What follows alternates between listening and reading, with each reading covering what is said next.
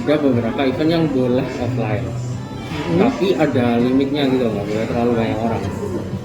Jadi nggak boleh langsung kayak 200 orang ngumpul di satu tempat yang ukurannya nggak terlalu gede, itu terlalu riskan. Jadi nggak boleh. Tapi kalau untuk skala-skala kecil, terus ada mengikuti prosedur yang harus ada jeda-jedanya duduknya atau apa, itu masih boleh. Masih boleh.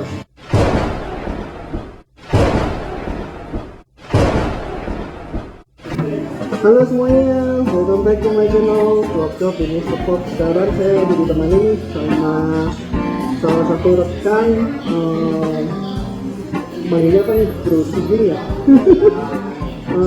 Boleh kenalan dulu dengan Bro Siging ini siapa sih? Saya Siging, terus saya selaku sebagai General Manager Power Danger Esport ya. General Managernya Power Danger Esport ya. Nah, sebenarnya untuk podcast kali ini itu sebagai lanjutan dari podcast saya sebelumnya, yaitu video saya mau ngobrol-ngobrol soal pandemi kan. Yang kemarin itu kalau saya sebagai kapasitas saya sebagai event cosplay, nanti kita akan ngobrol tentang bagaimana sih untuk di tengah-tengah pandemi ini untuk event gaming atau perlombaan seperti itu. Lebih awalnya dulu kita mau tanya-tanya Pak Udi itu sendiri gimana sih kalau Danger itu? Apakah timnya ada apa aja, terus kegiatannya apa aja di masa pandemi ini? Jadi kalau Power Danger Esport itu kita punya divisi, beberapa divisi ya. Kalau untuk divisi game itu kita ada contohnya AoV, Mobile Legends, PUBG Mobile, terus habis itu AoV masih kurang nih? AoV lumayan. Sebenarnya kalau AoV ini komunitasnya cukup rame sebenarnya. Cuman memang dari segi kayak turnamen itu udah jarang dan nggak terlalu banyak, kurang lebih seperti itu. Terus ada kayak Mobile Legends itu kan, kalau Mobile Legends kan masih ramai gitu ya. Mobile Legends masih ramai? Ya, jarang ramainya gitu. Cuma sorry Mobile Legends itu aku bukan main bro. Entah aku yang mungkin masih noob nih. Itu perkembangannya gimana sih sama yang Mobile Legends dulu? Ketika aku main pun di level tertentu sekarang masih malah makin banyak toksiknya atau gimana, atau gimana ya? Kalau untuk toxic ini ya kita nggak bisa ini ya, kayak nggak bisa tahan gitu loh, karena kita nggak bisa kontrol juga. Nah cuman kalau dari segi toxic ini paling ya kita cuma bisa matiin chat gitu aja, cuma nggak bisa lihat. Matiin chat? Iya, jadi chatnya kita matiin ya kan, supaya ya kalau begini kan biasanya orang-orang tuh sukanya ngeblame gitu loh, terus ngomong kasar, itu kan sering gitu. Jadi biar kita konsen ya matiin aja chatnya. Untuk kompetisinya masih kompetitif ya? Untuk kompetisinya masih cukup lumayan banyak juga untuk turnamen online. Bisa lihat di Instagram itu juga banyak share untuk turnamen online. Gitu. Terus kalau untuk masa pandemi ini ya, oh iya, tanya Pak Udi itu sendiri banyak di luar kota atau memang dari Surabaya atau gimana? Jadi gini, awalnya itu kan kita ini semua tinggalnya di Surabaya. Dalam arti tinggal di Surabaya ini mungkin mereka dari luar pulau tapi kuliah di Surabaya, itu kan termasuk tinggal di Surabaya ya. Ya, itu yang kita cari karena supaya ada turnamen offline, terus online itu juga mereka bisa ketemu gitu. Jadi langsung bareng gitu kan, ketemu berlima. Nah cuman untuk kondisi pandemi ini ya kita mau nggak mau harus turnamennya bikinnya secara ikutnya online. Karena ada beberapa yang pulang karena kuliahnya juga kebanyakan. Tapi nggak ganggu ya? Ya mungkin maksudnya untuk kesenjangan timnya atau kerja kalau itu enggak, cuman kalau untuk komunikasi itu kalau pakai Discord itu pasti kan agak delay gitu. Jadi kita harus sesuaikan lagi sama kalau kita ketemu offline. Oh gitu. Ini kan pasti ada kayak delay gitu. Gitu. Jadi masih tetap masih bisa ya? Masih bisa. Terus ini ya tadi kan saya di podcast ini kan tujuannya untuk bahas banyak keresahan gitu kan, maksudnya kalau misalnya kita mengadain event nih, itu menurut pandangan bro sendiri gimana kalau untuk pandemi gini untuk event offline ya lebih tepatnya, karena kalau untuk online kan gaming masih online gitu loh, masih bisa gitu kan. Kalau cosplay kan rata-rata offline karena kan banyak orang yang menunjukkan adanya event. Nah, kalau untuk kondusif nggak sih untuk ngadain event offline itu?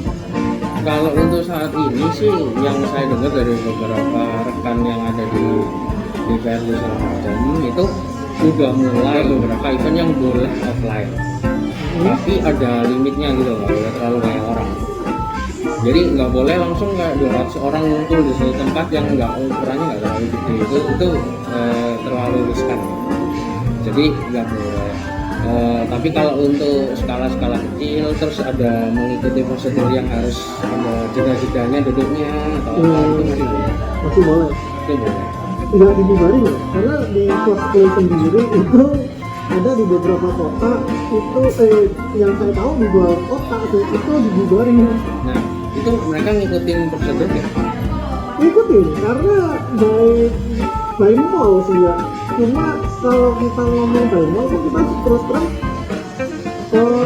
apa ya, bukannya untuk keamanannya dan lain sebagainya kan lo harusnya udah tahu gitu loh, kan ada satpam, ada prosedur. Tapi karena adanya keramaian, mereka jangan bilang ngolah.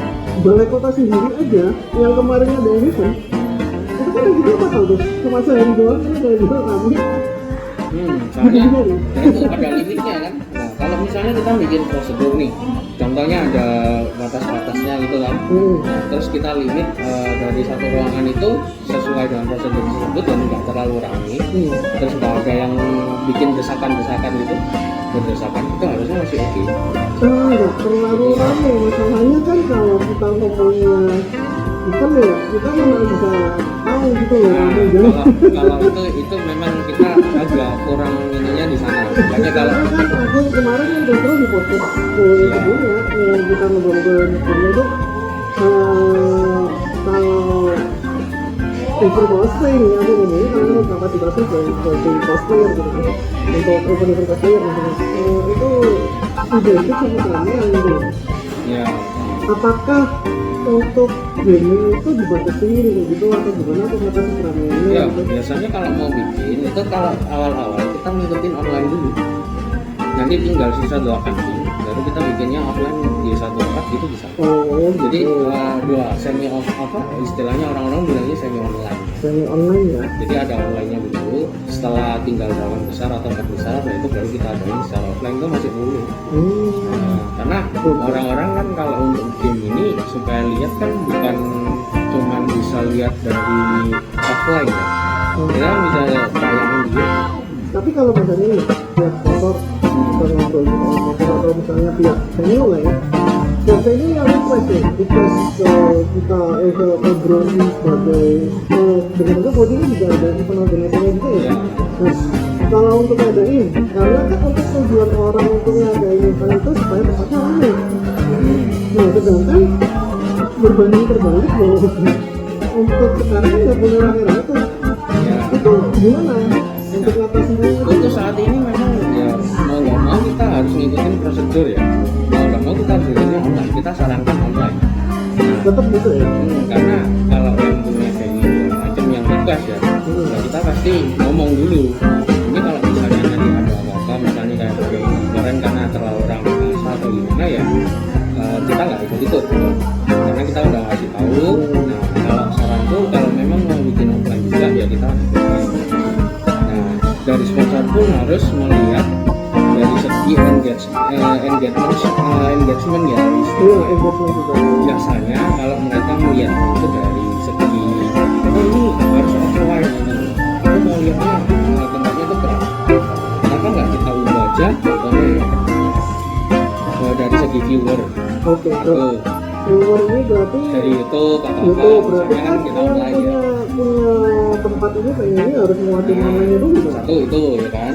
Kedua, contoh kalau misalnya sponsor nih yang aja ada sponsor dari bank atau apa gitu kan. Tapi bentar-bentar saya nggak putus. Kalau dari bank itu nggak juga dari ambience juga ya? Contohnya kalau misalnya ya terlalu ramai, kalau banknya juga nggak tahu juga kan? Kadang ada gini, ada beberapa bank itu ya yang kalau misalnya dari pemerintah sendiri, itu kan ada bilang kayak Pak Jokowi ya, kita sebenarnya presiden kapan hari kan ekonomi kita harus dibangun. Dengan seperti itu pasti mereka udah punya ini baru lah untuk mengelola. Gak mungkin kita diam-diam aja ini masalahkan ekonomi kita ini nggak selalu. Jadi mereka pasti support asalkan selama masih bisa ditolerir. Karena pemerintah sendiri menyarankan justru kita melakukan kegiatan ekonomi. Gitu. Iya, jadi ada beberapa yang kalau misalnya dari mungkin dari bersama pemerintah lah, itu mungkin kita coba approaching lah, mungkin mereka bisa bantu atau support atau gimana ya kita cari aja gitu. Karena kan banyak gitu kan. Iya. Lebih gitu. Itu kita approaching. Mereka pasti support sebisa mungkin, karena kita harus bangkit. Tapi soal pemerintah ya kita tahu lah ya itu karena tujuannya udah beda. Misalnya kalau dari pihak komersial kan pasti untuk sponsorship gitu Ya, kurang lebih kan gitu. Tapi ya kita coba aja nggak ada salah. Nah, tapi kalau untuk sponsorship ya sebenarnya banyak ya yang bisa online ya. Ya itu kalau sponsorship juga. Kalau misalnya untuk venue sendiri nih, Nah kalau untuk venue ya yang kita nggak kita bisa. sarannya caranya gimana gitu? Ya mungkin paling kita bisa ini kan contoh ya kalau aja ngomong jelek. Venue ini kan biasanya punya nilai lebih di mana gitu kan, terus mereka bikin kayak video gitu kan. Ya kita tayangin di online ya. Oh ternyata di tempat itu ada apa aja sih, itu kan bisa kita tayang. Itu juga salah satu engagement, promosi tempat. Meskipun belum ada yang datang mungkin ya, tapi kan setelah pandemi ini berakhir mungkin bisa aja jadi rame gara-gara itu. Iya sih, cuma kan tapi harus tetap untuk promosi barang jualannya dia sendiri juga ya. Ya itu Ya, itu kalau restoran gitu. Tapi kalau untuk mall kalau untuk mall ya mau nggak mau karena kondisinya ini restoran ini nggak mau pasti mati. Itu iya, pasti memang bakal beda dari sebelumnya. Tapi ya ini adalah gimana ya, kondisinya kita juga resiko juga gitu. Riskan juga dengan kondisinya seperti ini untuk bikin terlalu banyak. Iya sih. Terus untuk dengan event cosplay itu kan untuk idealisme memang bagusnya offline ya. Tapi kalau misalnya sekarang ini kan lebih baik online misalnya kan seperti itu. Nah menurut bro sendiri yang untuk event yang ada di Indo sebetulnya yang sudah berjalan ini untuk online-nya gimana sih? Kalau menurut saya karena mungkin ya ini menurut saya pribadi ada beberapa saya lihat, cuman mungkin bukan yang gede-gede juga, yang masih setara komunitas lah mungkin saya lihatnya. Menurut saya kurang. Banyak beberapa kekurangan. Kenapa ada kekurangan? Menurut saya sih karena belum terbiasa aja. Karena biasanya selalu bikin kan offline aja gitu. Terus ketika itu bikin event online, belum tahu teknis, belum tahu apa, jadi hasilnya itu kayak kurang ada backup. Jadi misalnya kalau kita offline ya kan, ada plan A ini agak meleset, kita udah bisa bikin plan B, plan C ya. Tapi karena belum ada pengalaman, jadi plan B, plan C-nya ini masih bingung. Kurang lebih begitu. Ya apalagi kalau sudah terkena masalah koneksi dia ya. Nah, jadi karena kalau kita misalnya udah itu ya, nggak tahu kalau misalnya salah koreksi aja. Kita biasanya udah investor ya kan, kitanya koneksinya udah kuat nih, koneksinya bisa parah. Nah itu emang kita nggak bisa ngomong sih. Jadi itu harus ada plan. Iya, kita harus ada planningnya juga tuh. Kalau misalnya ada contoh ya, misalnya waktu nelfon Blackstar terus tahu ada delay nih, tahu dia disconnect. Nah biasanya kalau karena kan apalagi kalau random itu disusunnya persis dan itu kita nggak bisa. Kan enak ya, maksudnya nggak ngerti. Abis ini itemnya di belakang tabung, di belakang stage, gitu. Karena ada orang yang LE-nya juga kan. Tapi kalau di online ini kita nggak bisa seperti itu karena masalah koneksi apa itu kan ya tahu sendiri lah.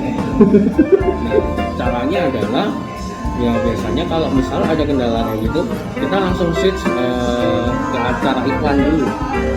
Nah, cara e-commerce gimana? Contoh misalnya nih kalau kita udah bikin event online nih, Nah, kita bisa aja menarik. mengajak kerjasama siapa gitu atau venue atau apalah yang misalnya mau disponsorkan.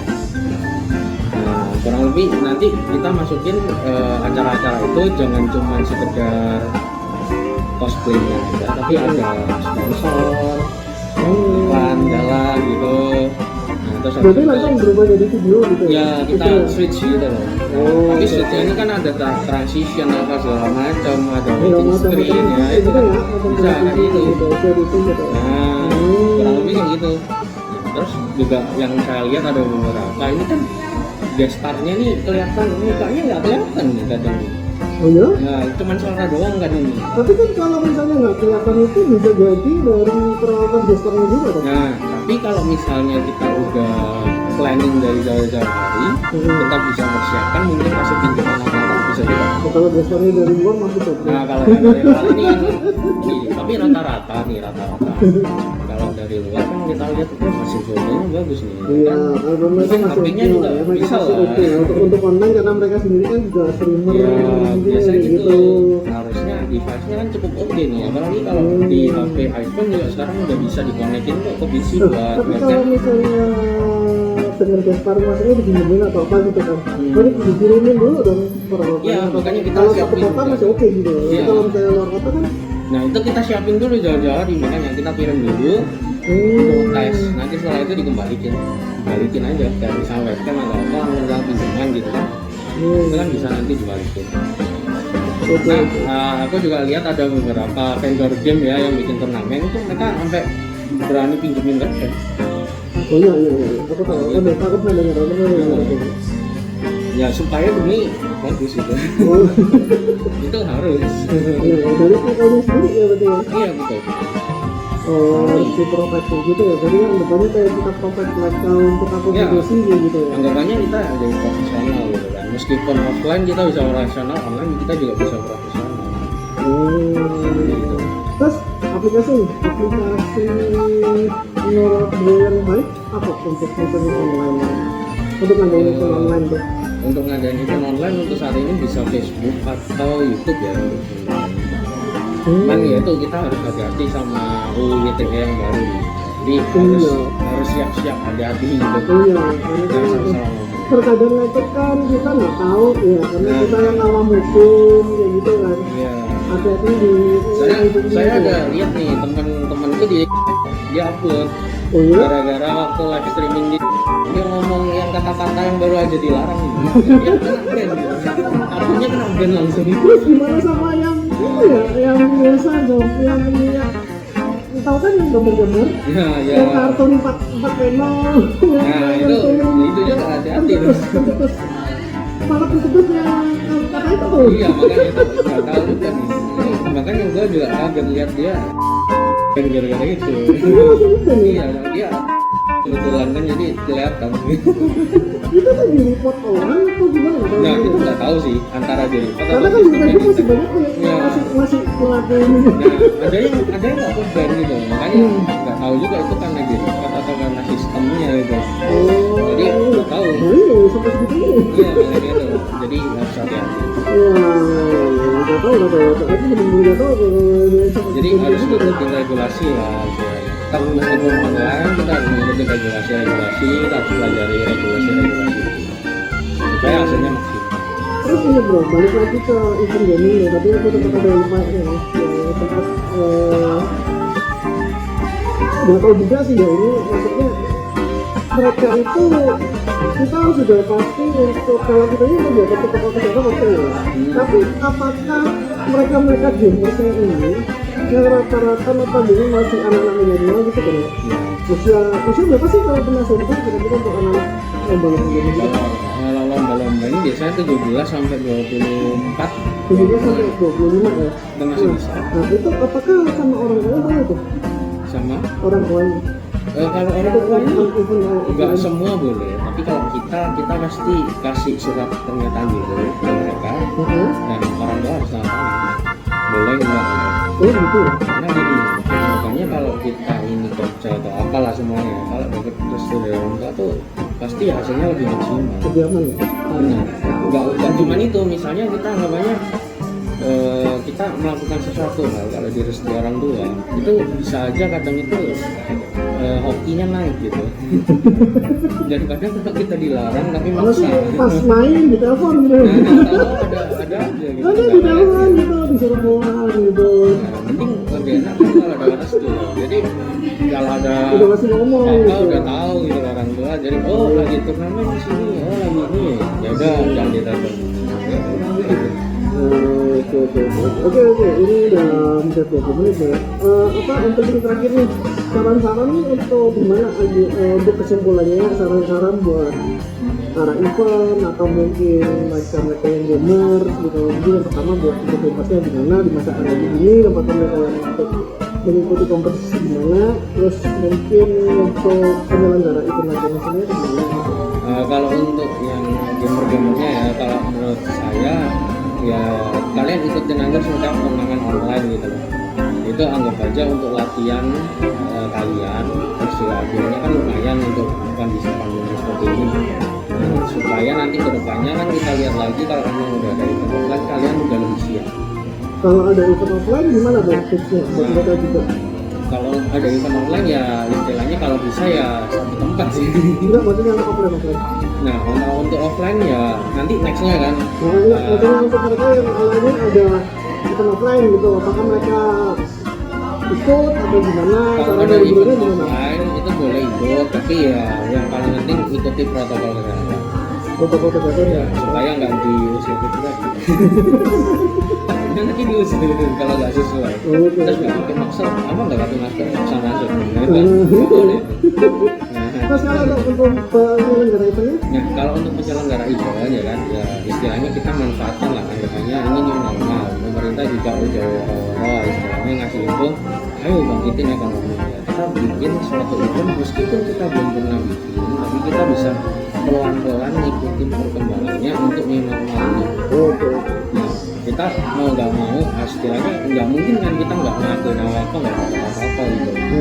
Jadi kalian misalnya profesional di bidang ini, kita rubah aja caranya. Yang dulunya offline kita cari online gitu. Nah, jadi eksperimen gitu. Kita coba terus trial and error. Ternyata harus gini, ternyata harus gini supaya hasil online-nya juga bagus. Itu kan bisa jadi untuk portfolio juga kan? Iya. Jadi untuk mungkin kalau lebih tepatnya itu mereka mewakili untuk channel yang mereka dulu gitu ya. Tadi terus kedepannya nanti kalau udah ada offline atau segala macam kan udah ada portfolio. Ya, ini kan juga nilai lebih gitu. Ternyata kalian udah bisa bikin untuk online gitu. Cuma tetap bisa jadi dengan nilai tinggi. Tapi itu jangan sampai entar di-ban. Habis itu udah sampai gede gitu, terus habis itu nilai tinggi lah di-tag dan nomor. Susah juga kalau di-tag. Buyar dah. Mau naikin subscribe malah hilang. Malah hilang semua tuh, belum cair malah hilang tuh. Itu harus hati-hati, makanya kita kadang harus script.